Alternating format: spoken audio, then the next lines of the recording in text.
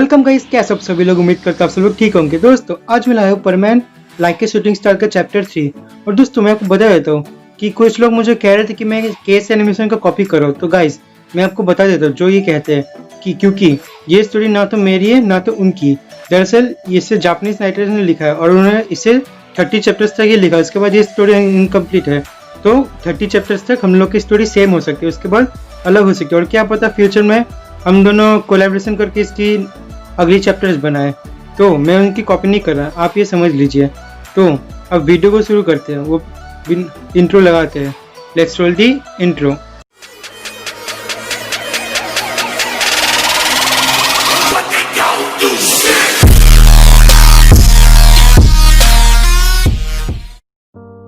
मैं चाहता हूँ कि मैं खुद से भी कुछ करूँ। इसी तरह मित्सु एक इतिहास लिखने वाला था जो कि पहले कभी नहीं हुआ करता था।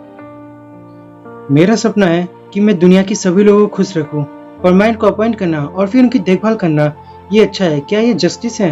हाँ, देखे तो ऐसी जस्टिस है, लेकिन मैं खुद से भी कुछ करना चाहता हूँ। यही मेरा सपना है। एक हफ्ता बीत जाता है। टीवी पे एक मिस्टीरियस सुपर हीरो के बारे में न्यूज चल रही होती है। मित्सु और उसके सारे दोस्त हॉल में बैठ के अपना ब्रेकफास्ट कर रहे होते हैं। फिर तभी वो लोग न्यूज़पेपर में देखते हैं कि कल रात को एक सबसे बहुत बड़ी गैंग पकड़ी गई। 40 लोग परमैन द्वारा पकड़ लिए गए। ये सारे लोग अपना काम ठीक से ही कर रहे हैं। मिस सोफी आज का ब्रेकफास्ट बनाई होती है। वो ब्रेकफास्ट में जैम और ब्रेड बनाई होती है। और फिर थोड़ी देर बाद 7 बज जाते हैं। चलो ब्रेकफास्ट का टाइम तो हो गया, चलो अब जाना होगा सेकंड फ्लोर पर। परमैन्स को अपॉइंट करना होगा। क्या इतनी जल्दी? रॉन जो बेचारा लेट से उठा था वो अपना आधा ब्रेकफास्ट भी नहीं खा पाया और बहुत ज्यादा उदास रहता है। जब तुम इतनी देर से उठते ही हो तो तुम सुबह को वॉक क्यों नहीं कर लेते? हाँ देखो, मैं बस दोपहर और रात को ही वॉक करता हूँ, सुबह को कभी नहीं करता, समझिए। फिर उन दोनों के बीच में लड़ाई हो जाती है और फिर रूसा ऊपर चली आती है और फिर सीन चेंज होता है और सीन आता है अपने मित्सु पे। मैं खुश हूँ कि यहाँ के रूम सेपरेट है, लेकिन हम लोग एक ही घर में रहते हैं। और फिर 9 बज जाते हैं। सभी लोग ऊपर वाले कमरे में आ जाते हैं। सोफी कंप्यूटर स्क्रीन में कुछ कर रही होती है, मॉनिटर के सामने कुछ लिख रही होती है। रॉन और मित्सु और रूसा बहुत ही से बोर हो चुके थे। रॉन कमरे के चारों ओर एकदम चक्कर लगा रहा था। रॉन तुम ये क्यों कर रहे हो? क्योंकि मैं बहुत ज्यादा फ्री हूँ। फिर रॉन खिड़की खोलता है और देखता है आज का दिन बहुत ही ज्यादा सुहाना रहता है। बाहर एकदम ठंडी ठंडी हवा चल रही होती है, लेकिन रूम के अंदर बस परमैन को बैठे बैठे देखना बहुत ही ज्यादा बेकार है। ये बहुत बोरिंग है मेरे लिए। क्या हमें कुछ दिनों के लिए ब्रेक भी नहीं मिल सकता? क्या रॉन तुम सीरियस हो? क्या तुम्हें सच में लगता है तुम्हें ब्रेक चाहिए? फिर मित्सु और रूसा उसे एकदम चुपके से देख रहते हैं और फिर सीक्रेटली उन दोनों से क्या कहते हैं, रॉन बेस्ट ऑफ लक। तुम सीरियस हो रॉन? तुम्हें पता नहीं कि यहाँ पे कैमरा वर्क्स कर रहे हैं? अगर तुम सच में ब्रेक चाहते हो तो अगर ये बात हेड क्वार्टर्स में पता चल गई तो फिर पता है तुम्हारे साथ क्या होगा? फिर रॉन एकदम से वहीं पे उनके सामने चुप हो जाता है। बोलो रॉन, कुछ तो बोलो, क्या हुआ? बस सोफी बस, आज नहीं, आज प्लीज कुछ मत बोलो।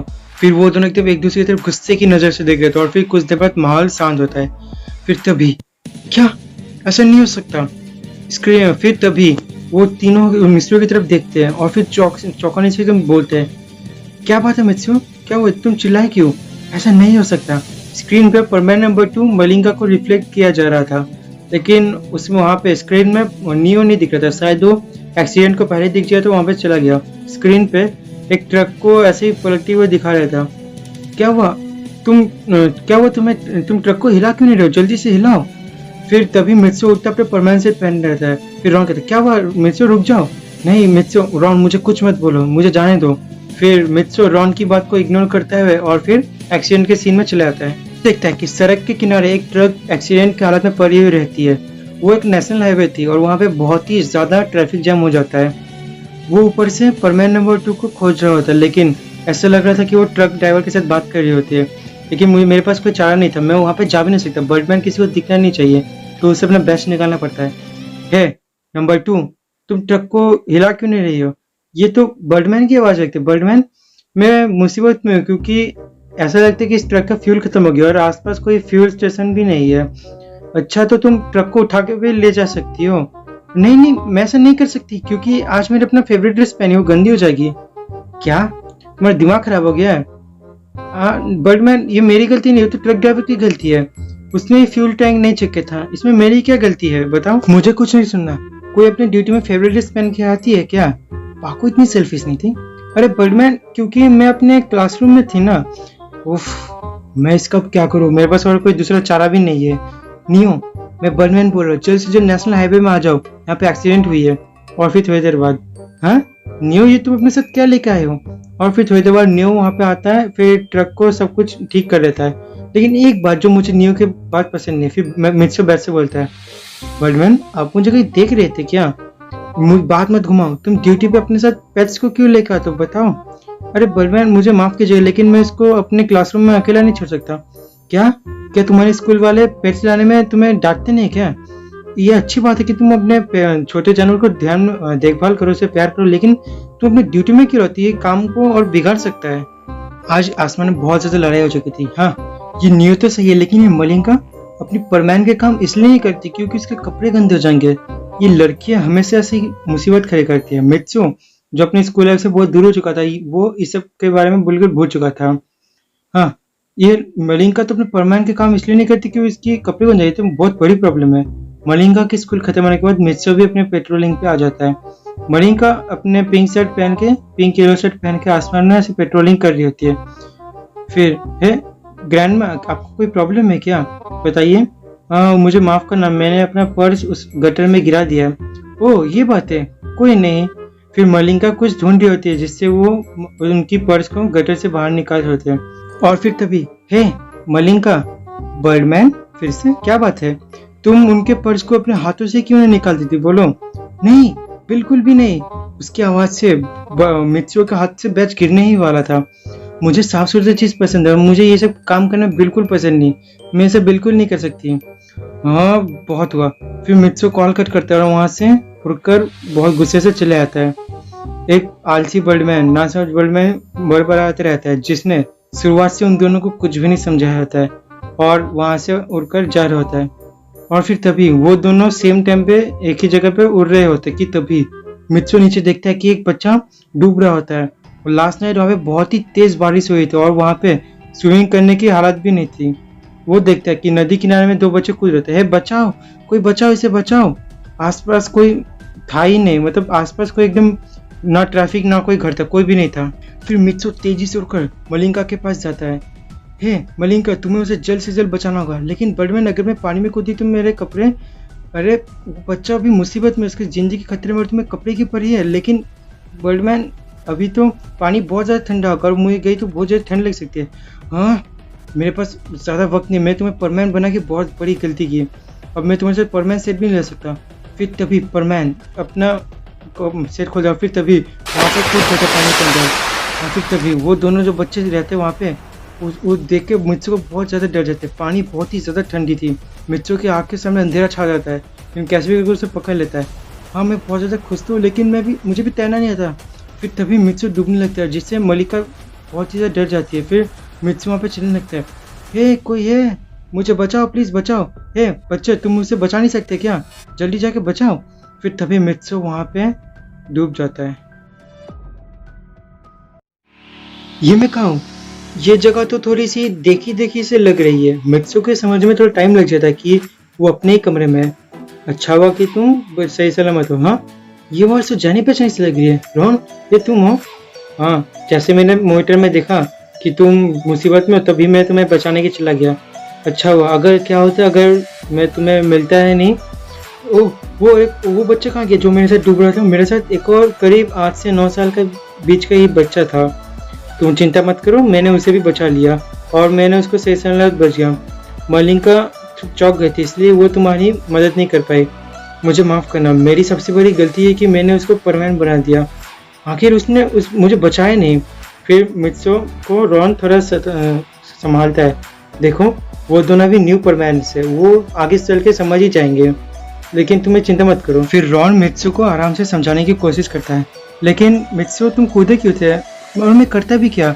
वो लोग डूबने वाले थे और मुझे उनकी बचाना भी था, और मैं किसी को मुसीबत में ऐसे ही थोड़ी ना फेंक सकता हूँ। रॉन की अच्छी तरह पता था कि मित्सु जस्टिस से बहुत ही ज़्यादा प्यार था, उसके लिए वो अलग ही लेवल का था। लेकिन मित्सु, अगर तुम्हें कुछ हो जाए तो और फिर तुम क्या करते? आखिर तुम एक बर्डमैन हो, कोई तुम्हें देख रहा तो क्या होता? हाँ, और मैं करूँ भी क्या? मुझे ये बिल्कुल भी पसंद नहीं। मैं चाहता हूँ, इससे अच्छा तो मैं तब था कि जब मैं अर्थ में परमानेंट था। अर्थ में परमानेंट होकर मैं काम कर सकता था, लेकिन यहाँ पे बर्डमैन बन के मुझे बस दिन भर मॉनिटर के पास रहना था। इतना अच्छा होता कि अगर मैं परमानेंट बन सकता। मित्सु को दरअसल ये सब चीज़ें करना बिल्कुल पसंद नहीं था। वो बस दिन भर एक ही जगह बैठ कर बस परमानेंट को देखते रहता था। इस उम्र में उसको बस बहुत ही ज़्यादा एडवेंचरस दिन चाहिए था, लेकिन वो बस दिन भर एक कंप्यूटर स्क्रीन के सामने बैठकर बस दिन बिताता था, जो उसको बिल्कुल पसंद नहीं था। ओह मित्सु, हाँ मैं सोच लिया, मैं परमानेंट बनूंगा। मेरे पास परमानेंट सेट भी है। फिर मित्सु बिस्तर के नीचे उतरता है। हाँ मैं सोच लिया, मैं परमानेंट नंबर 3 बनूंगा, एरिस का। हैं, तुम पागल हो क्या? तुम सच में सीरियस हो मित्सु? परमानेंट नंबर 3 बनोगे? फिर सभी लोग हॉल में एक जगह आते हैं और फिर मित्सु की बात सुनने पर सब लोग कहते हैं, ओह मित्सु तुम भी कैसी बात करते हो, एक बर्डमैन कभी परमानेंट नहीं बन सकता। हाँ, और तुमने क्या कह रहे हो, पता भी तुम्हें? हाँ लेकिन एक मिनट, मेरी बात तो सुनो। मैंने अभी रूल बुक पढ़ा, लेकिन वहाँ पे ये कभी कहीं नहीं लिखा था कि एक बर्डमैन कभी परमानेंट नहीं बन सकता। वो सभी अपनी बातों पे एकदम अड़े रहते हैं। हाँ लेकिन मैंने कभी ऐसा टाइप का एग्जाम्पल नहीं सोचा। तो देखो, मैं कुछ नया करने चाह रहा हूँ, और मैं क्या कुछ नया भी नहीं कर सकते हैं क्या? ये भी कोई बर्डमैन का रूल है? हाँ लेकिन मगर तुम तो हमेशा वो ब्लू मार्क्स और क्लो पहनते हो। अगर तुम वही पहन के जाओगे तो उन सभी को तो पता चलेगा बर्डमैन और परमैन सेम है। तुम उसकी चिंता मत करो। मैं अभी तक एक होममेड बर्डमैन सेट पहनता था। फिर मित्सु अपना वो होममेड बर्डमैन सेट निकालता है। फिर सभी लोग बहुत ही ज़्यादा थके हुए होते, इसलिए वो लोग कुछ ज़्यादा कहते नहीं। क्या इसे मित्सु ने बनाया घर में? अब कोई प्रॉब्लम तो नहीं है ना? ऊपर से अब तो वो मुझे पहचान भी नहीं पाएंगे, अब तो बहुत ही अच्छा होगा। हाँ लेकिन तब क्या होगा जब बर्डमैन और परमैन्स को सेम टाइम पे मिलना होगा? अरे तुम उसकी चिंता मत करो, तब तो कॉपीराइट काम आएगा। अरे नहीं, जब हमें बस तुरंत मिलना होगा तब। अरे उस टाइम के लिए बैच है ना, बर्डमैन वैसे भी हमेशा बैच से दूसरे के साथ बात करते हैं। तब क्या होगा जब बर्डमैन को किसी के साथ मिलना होगा? अरे तब मैं उससे मिल लूँगा ना। ज़रूरी तो है ना कि बर्डमैन तीनों को मिला है। कोई पर्सनल काम के लिए बर्डमैन तो किसी एक सिंगल परमैन से ही मिलेगा ना। तो बताओ क्या सब ठीक तो रहेगा ना? लेकिन जो भी मित्सु बहुत ज़्यादा सीरियस रहता है। और कोई क्वेश्चन? फिर सभी लोग कुछ ना कुछ क्वेश्चन खोजने में लग जाते हैं, लेकिन उन्हें कुछ मिलता ही नहीं। ये एक फैसला और फैसला ही रहेगा। लेकिन लोइना इसके बारे में क्या कहेगी? चलो उन्हीं से ही पूछ लेते हैं। फिर मित्सु दीवार पर लगे स्विच को दबाता है, जिससे थोड़ी देर बाद लोरिना का स्पेसशिप उनके पीवी हाउस के सामने आ जाता है। लोरिना मित्सु की बात सुन के बाद एक चौंका देने वाली आंसर देती है, ये मुझे उतना पता तो नहीं, लेकिन ये तो कोई रूल नहीं है कि बर्डमैन कभी परमैन नहीं बन सकते। ये क्वेश्चन मुझे बहुत ज़्यादा फनी लगा, इसमें मैं तुम्हारी पूरी साथ दूंगी, ठीक है? क्या सच में? मित्सु की आंखें बहुत ही ज़्यादा एकदम चमकने लग जाती। फिर लोरिना कहती है, वह मुझे अभी बर्ड हेडक्वार्टर जाना होगा ताकि मैं ज़्यादा इन्फॉर्मेशन ले सकूँ, इसलिए मुझे अभी जा रही हूँ, ठीक है? Okay bye. लोरिना एक मिनट रुकिए। क्या बात है मित्सु? क्या ये वही जनरल मैनेजर है जो बहुत ही ज़्यादा स्ट्रिक्ट है? फिर लोरिना मित्सु की तरफ देख के एक स्माइल देती है, फिर कहती है, तुम उसकी चिंता मत करो, मैं उन्हें अच्छी तरह संभाल लूँगी। दरअसल मुझे उस आदमी से खुद ही बात करनी है। ये बात सुनकर सभी लोग मित्सु की तरफ एकदम चौंक कर खड़े हो जाते हैं। दरअसल ये मेरी प्रॉब्लम है और मैं नहीं चाहता कि मैं अपने प्रॉब्लम में किसी और को फंसाऊँ, इसलिए मैं नहीं चाहता लोरिना किसी मुसीबत में पड़े। और थोड़ी देर बाद वहाँ पर सब शांत होता है। फिर लोरिना कहती है, ओके मित्सु, तो मैं भी जा रही हूँ, तुम भी मेरे साथ आ सकते हो। Thank you Lorina. और फिर सभी लोग लोरिना के स्पेसशिप के सामने आते हैं और फिर तभी रॉन मित्सु के पास आके उसके कंधे में ऐसे हाथ मारता है। Mitsu, all the best Mitsu. Okay Ron, मैं अपना पूरा बेस्ट दूंगा। और फिर मित्सु स्पेसशिप में चढ़ जाता है और फिर वो स्पेसशिप बर्ड प्लैनेट के लिए वहाँ से एकदम निकल जाती है। और फिर वहाँ पे सीन चेंज होता है और हम देखते हैं वो स्पेसशिप बर्ड प्लैनेट के बहुत नज़दीक पहुँच जाती है। फिर वो नीचे लैंड करती है और फिर लोरिना कहती है, तुम मेरे पीछे आओ। फिर मित्सु उसके पीछा करने लग जाता है। फिर जैसे ही वो लोग रूम के सामने पहुंचते हैं, फिर लोरिना मित्सु को कहती है, मित्सु तुम अंदर जाके अपना पूरा बेस्ट देना, मैं तुम्हें पूरी तरह अंदर सपोर्ट करूंगी। यस लोरिना। फिर लोग अंदर आते हैं। अंदर बहुत ज़्यादा बड़ा रूम नहीं था, वहाँ पे एक चेयर था, डेस्क था। फिर वहाँ पे एक मोटा सा आदमी जो वहाँ का जनरल मैनेजर था। हाँ बताओ लोरिना, क्या बात है? चीफ, आज मित्सु आपसे बात करना है। दरअसल मेरा नाम मित्सु, आपसे कुछ कहना चाहता हूँ। फिर मित्सु भी कैसे करके कहता है, क्या बर्डमैन कभी परमैन बन सकते हैं क्या? प्लीज़ बताइए मित्सु। फिर मित्सु थोड़ा शांत होता है और फिर कहता है, दरअसल मुझे आपसे कुछ बात ही करनी है। फिर मित्सु कैसे भी करके जनरल को कैसे भी करके अपनी सारी बातें समझा देता है। हाँ, ये थोड़ा इंटरेस्टिंग आइडिया तो लगती तो है। ये सुनने के बाद मित्सु थोड़ा सा शांत होता है। लेकिन तुम पूरी तरह कॉन्फिडेंट हो कि तुम कभी फेल नहीं होगे? हाँ, मैं पूरी तरह कॉन्फिडेंट हूँ, क्योंकि मैं जस्टिस को अपने दम पे बचाना चाहता हूँ। मैं अपने दम पे दूसरों की भलाई करना चाहता हूँ। फिर मित्सु अपनी पूरी कहानी बताता है। जब मैंने परमानेंट नंबर 2 मलिका को देखा, तब मुझे एहसास हो कि दूसरों को मदद करने में कितना मज़ा आता है। मैं बस कंप्यूटर स्क्रीन में परमानेंस को बस देखते ही नहीं रह सकता। फिर हाँ, मैं समझता हूँ तुम क्या कहना चाहते हो। फिर थोड़ी देर तक वहाँ पे शांति बनाए रखती है। लेकिन अनफॉर्चुनेटली मित्सु, तुम्हारी ये विश कभी पूरी नहीं हो सकती। ये सुनने के बाद मित्सु का बॉडी पूरी तरह से कांप जाता है। क्या ऐसा नहीं हो सकता? सर प्लीज़ वेट, दरअसल मैं भी कुछ ऐसा ही सोचती हूँ। फिर लोइना उनसे कहती है, बर्डमैन अपने हाथों से, अपने ताकत से यूनिवर्स की शांति को बचाए। ये तो बहुत ही ज़्यादा मज़ेदार है। इसीलिए मैं बर्डमैन की पढ़ाई की थी, और जब मैं एक बर्डमैन बनी तब मैं दूसरे स्टार में जगह परमैन्स को अपॉइंट करना, उसे चूज़ करना, ये बहुत ही ज़्यादा सेल्फिश आइडिया है। फिर दोनों उसकी बात को ध्यान से सुनते हैं। बर्डमैन बहुत ही ज़्यादा अच्छे, लेकिन बर्डमैन कुछ नहीं करेंगे, दिन भर बस परमैन्स को मॉनिटरिंग करते रहेंगे। ये बहुत ही ज़्यादा बेकार है। ऐसा लगता है कि बर्डमैन खुद ही एक लेबर है। तुम ये कैसे कह सकते हो जबकि तुम खुद ही एक बर्डमैन हो? ये बात सुनकर मित्सु खुद ही एकदम पूरी तरह चौंक रहता है। लेकिन हम बस उन्हें देखते ही रहते, कभी उनकी मदद नहीं करते, कभी बुराई से लड़ने में तो उनकी मदद नहीं करते। काश हम भी उनकी मदद कर सकते हैं, लोरिना। लेकिन बर्डमैन कभी कभी परमैन के साथ काम करना चाहिए। ये परमैन के लिए भी बहुत ही ज़्यादा अच्छा होगा। आप ही सोचिए, मित्सु, मुझे लगता है कि मित्सु को जो आइडिया है वो इसके लिए पहला कदम हो सकता है। आप ही सोचिए, बर्डमैन और परमैन एक ही स्टार पर मिलकर काम करेंगे। जनरल लोइना की बात सुनते हैं और फिर कुछ देर शांत रहते हैं। मित्सु के एकदम गालों पे पसीने आने लग जाते हैं। क्या तुम ये कर सकती हो? क्या क्या? हाँ, बर्डमैन की भी अपनी रिस्पॉन्सिबिलिटी होता है, लेकिन मैं सोचता हूँ कि तुम लोग शायद बर्डमैन के काम के साथ परमैन्स के भी काम कर सकते हो। मुझे तुम्हारा आइडिया बहुत ही पसंद आया लोरिना, तुम बहुत ही ज़्यादा बेस्ट हो। ओके मित्सु, मैं तुम्हारे रिक्वेस्ट को एक्सेप्ट करता हूँ और तुम पहले इस पे भी होगे। अब जाओ और परमैन की दुनिया में एक नया इतिहास लाओ। लोरिना ये बात सुनकर उसके अपने खुशी को एकदम कंट्रोल नहीं कर पाती। मित्सु तो इतना ज़्यादा शौक रहता है कि उसके मुंह से कुछ आवाज़ ही नहीं निकल पाता बेचारा। पीबी परमैन बनेगा और परमैन को काम को करेगा। मुझे पूरी तरह से उम्मीद है कि इससे पीबी को बहुत ही ज़्यादा अच्छा होगा, और मुझे ये भी उम्मीद है कि वो बहुत अच्छी तरह से उनका इम्प्रूवमेंट भी होगा। तो हर एक स्टार से एक पीबीज को चुना जाएगा ताकि वो परमैन बन सके, और उनका अलग ही नाम होगा SPB, जिसका मतलब होगा स्पाई प्रोबेबलेशन बर्डमैन। ये सुनकर लोरिना थोड़ी थोड़ी हंसती है। तो लोरिना, मुझे अभी थोड़ा काम है, तो तुम मुझे उस काम में हेल्प कर सकती हो क्या? Yes sir. फिर मित्सु थोड़ा सा जो फ्रीज रहता है एकदम नॉर्मल हो जाता है।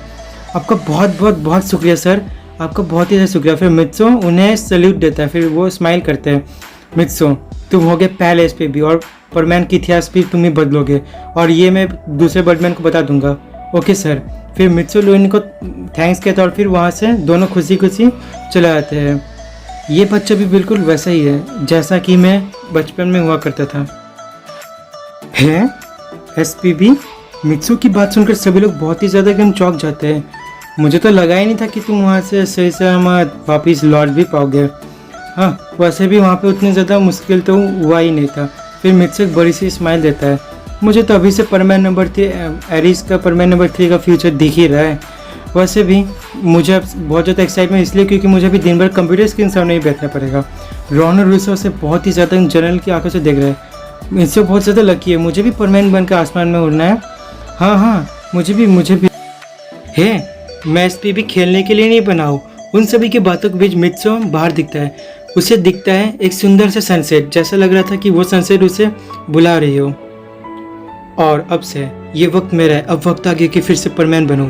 अब तुम्हें बैठे रहने की वक्त नहीं है, अब तुम परमैन सेट पहन के बाहर उड़ सकते हो, और अब तुम्हें अपना बेस्ट देना होगा ताकि तुम एरिस की शांति को बचा सको। To be continue. दोस्तों, ये थी पार्ट 3। आशा करता हूँ आपको बहुत ही ज़्यादा पसंद आई होगी। तो गाइस, इस वीडियो में एक व्यूज़ है जो कि ये 3 के व्यूज़, तो उसको कंप्लीट कर दीजिए, और इसके बाद मैं आपके इसका नेक्स्ट पार्ट बहुत ही जल्दी ला दूंगा। तो thanks for watching this video.